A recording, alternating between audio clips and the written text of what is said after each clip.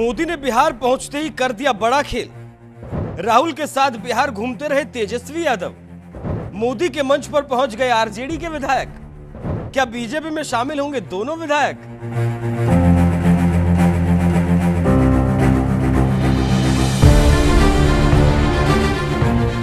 बुद्ध की धरती बिहार में बहुत जल्द विधानसभा का चुनाव होने वाला है, जिसे जीतने के लिए एक तरफ जहां तेजस्वी यादव और दिल्ली से आए राहुल गांधी वोटर अधिकार यात्रा निकालकर महागठबंधन के पक्ष में माहौल बनाने में जुटे हैं, तो वहीं दूसरी तरफ बीजेपी के लिए जीत की गारंटी बन चुके पीएम मोदी भी बिहार का ताबड़तोड़ दौरा कर रहे हैं। 22 अगस्त को जब गया जी की धरती पर पीएम मोदी ने कदम रखा तो इस दौरान बिहार को करीब 13,000 करोड़ की सौगात से नवाजा। तो वहीं सबसे ज्यादा चर्चा इस बात की रही कि जब तेजस्वी यादव बिहार में वोटर अधिकार यात्रा निकाल रहे थे, उसी दौरान उनके दो विधायक पीएम मोदी के साथ मंच साझा कर रहे थे। ऐसे में सबसे बड़ा सवाल ये है, कौन है वो दो विधायक जो मोदी के मंच पर मौजूद थे? क्या दोनों विधायक अब बीजेपी को करेंगे मजबूत? क्या तेजस्वी यादव की आरजेडी में होने वाली है टूट? दरअसल देश की सत्ता संभालने प्रधानमंत्री नरेंद्र मोदी पर वोट चोरी कर सत्ता हासिल करने का आरोप लगाकर तेजस्वी यादव और राहुल गांधी पूरे बिहार में वोट चोर गद्दी छोड़ अभियान चला रहे हैं। लेकिन उनके इस अभियान को उस वक्त बड़ा झटका लगा जब तेजस्वी यादव के दो विधायक गया जी में पीएम मोदी के मंच पर पहुंच गए। एक तरफ जहां तेजस्वी यादव बिहार में घूम घूम कर पीएम मोदी को वोट चोर बता रहे हैं, तो वहीं दूसरी तरफ उनके अपने दो विधायक पीएम मोदी के साथ मंच पर मौजूद नजर आए, जिनमें एक विधायक विभा देवी थी जबकि दूसरे विधायक प्रकाश वीर थे।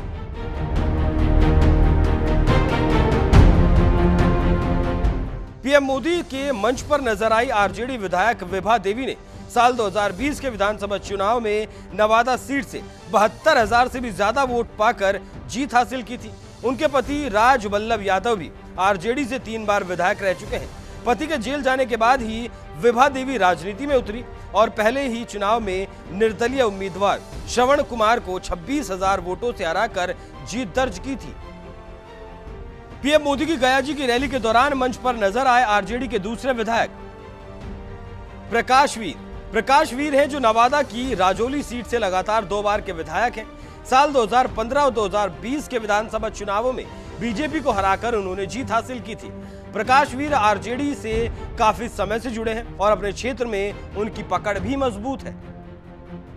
आरजेडी के विधायक जैसे पीएम मोदी के मंच पर नजर आए, बिहार की राजनीति में बवाल मच गया, क्योंकि जिस मोदी सरकार को तेजस्वी वोट चोर बता रहे हैं, उनके दोनों विधायक उसी सरकार के मुखिया पीएम मोदी के मंच पर नजर आए, जिस पर बिहार आरजेडी के अध्यक्ष मंगनी लाल मंडल ने कहा, हमने 78 सीटें जीती, 4 सदस्य पहले ही चले गए थे, अब आज 2 लोग चले गए हैं, उससे हमें फर्क नहीं पड़ता।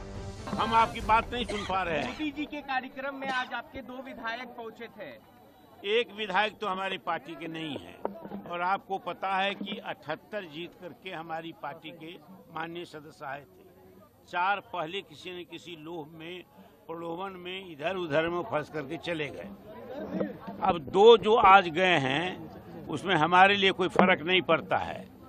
अब एक तो चले गए हैं चूंकि उनके पति देव इक्विटल हो गए हैं, तो उसमें सरकार का सहयोग है, क्योंकि साक्ष्य नहीं जुटा पाए, एविडेंस नहीं दे पाए, सरकार ने उसको मैनेज किया, उन लोगों ने सरकार को मैनेज किया, तो उस लोग में चले गए। तो उसके लिए हमारे लिए कोई फर्क नहीं पड़ता। हमने टिकट दिया था, हमारी पार्टी के टिकट पर आए थे, लालू जी ने टिकट दिया, चले गए। सीट हमारी जनाधार हमारा है, हमारा कैंडिडेट वहां से जीतेगा। जो चले गए। हमारे दल पर, हमारे दल के सेहत पर, नेतृत्व जो है तेजस्वी यादव का, इस पर कोई असर नहीं है। ये जनाधार हमारा कैब है, कोई कार्रवाई नहीं हो, चले गए। तब क्या कार्रवाई? चले गए, कार्रवाई टिकट नहीं मिलेगा। बिहार आरजेडी अध्यक्ष का बयान बता रहा है कि पीएम मोदी के मंच पर शामिल हुए दोनों विधायकों से पार्टी ने पल्ला झाड़ने का मन बना लिया है। तो वहीं आपको बता दें, प्रकाश वीर के बारे में पहले से ही चर्चा थी कि इस बार आरजेडी उनका टिकट काटने वाली है, इसीलिए वो पाला बदल सकते हैं। पीएम मोदी के मंच पर उनकी मौजूदगी इस बात को और पुख्ता करती है। तो वहीं दूसरे विधायक विभा देवी के पति राज वल्लभ हाल ही में पॉक्सो केस में उम्र कैद की सजा से बरी हुए हैं, जिसके बाद से अटकलें लगाई जा रही थी कि वो बीजेपी में शामिल हो सकती हैं। और अब पीएम मोदी के मंच पर उनकी मौजूदगी बता रही है कि वो बीजेपी में शामिल हो सकती हैं। और अगर ऐसा होता है तो नवादा और रजौली सीट पर बीजेपी का पलड़ा भारी हो सकता है। वैसे आपको क्या लगता है, क्या दोनों विधायक बीजेपी में शामिल होंगे? अपनी राय हमें कमेंट कर जरूर बताएं। साथ ही गया जी की इसी रैली में पीएम मोदी ने और क्या कुछ कहा वो भी सुन लीजिए। याद करिए, लालटेन राज में यहां कैसी दुर्दशा थी। लालटेन राज में एक क्षेत्र लाल आतंक से जकड़ा हुआ था। माओवादियों की वजह से शाम के बाद कहीं आना जाना मुश्किल था। गया जी जैसे शहर लालटेन राज में अंधेरे में डूबे रहते थे। हजारों गांव ऐसे थे जहां बिजली के खंभे तक नहीं पहुंचे थे। लालटेन वालों ने पूरे बिहार के भविष्य को अंधेरे में धकेल दिया था। न शिक्षा थी, न रोजगार था। बिहार की कितनी पीढ़ियों को इन लोगों ने बिहार से पलायन के लिए मजबूर कर दिया था।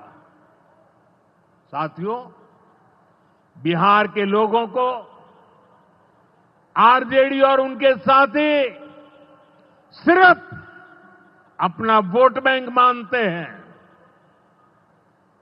उन्हें गरीब के सुख दुख, गरीब के मान सम्मान से कोई मतलब नहीं है। आपको याद होगा, कांग्रेस के एक मुख्यमंत्री ने मंच से कह दिया था कि अपने राज्य में बिहार के लोगों को घुसने नहीं देंगे। बिहार के लोगों से कांग्रेस की इतनी नफरत, बिहार के लोगों के प्रति इतनी घृणा, और कोई भूल नहीं सकता। कांग्रेस का बिहार के लोगों के प्रति त्याग, जो दुर्व्यवहार देखने के बाद भी यहां आरजेडी वाले गहरी नींद में सोए पड़े थे। भाइयों बहनों, बिहार की एनडीए सरकार कांग्रेस और इंडी गठबंधन वालों के इस नफरती अभियान का जवाब दे रही है। बिहार के बेटे बेटी को यहीं पर रोजगार मिले, सम्मान की जिंदगी मिले, मां बाप की वो देखभाल कर सके, इसी सोच के साथ हम काम कर रहे हैं। अब बिहार में बड़े बड़े प्रोजेक्ट बन रहे हैं। गया जी जिले के डोभी में बिहार का सबसे बड़ा इंडस्ट्रियल एरिया तैयार हो रहा है। गया जी में एक टेक्नोलॉजी सेंटर की स्थापना भी की जा रही है। आज ही यहां बक्सर थर्मल प्लांट का, पावर प्लांट का शुभारंभ भी हुआ है। कुछ ही महीने पहले मैंने औरंगाबाद में भी Navinagar super thermal power project की आधारशिला रखी थी। भागलपुर के पीरपैंती में भी नया थर्मल पावर प्लांट बनेगा। इस पावर प्लांट से बिहार में बिजली की आपूर्ति बढ़ेगी। और आप सब जानते हैं, जब बिजली उत्पादन बढ़ता है तो क्या होता है? घरों में बिजली की सप्लाई बढ़ती है और उद्योगों को भी ज्यादा से ज्यादा बिजली मिलती है और इससे भी रोजगार के नए मौके बनते हैं। साथियों, बिहार के युवाओं को पक्की सरकारी नौकरी देने के लिए नीतीश जी ने बड़ा अभियान चलाया हुआ है। ये नीतीश जी हैं, तभी यहां शिक्षकों की भर्ती भी पूरी पारदर्शिता से हुई। साथियों, यहां के नौजवानों को ज्यादा से ज्यादा संख्या में बिहार में ही रोजगार मिले, उन्हें नौकरी के लिए पलायन न करना पड़े, इसमें केंद्र सरकार की एक नई योजना से भी बहुत बड़ी मदद मिलने वाली है। अभी पिछले सप्ताह इस 15 अगस्त से ही देश भर में प्रधानमंत्री विकसित भारत रोजगार योजना लागू हुई है।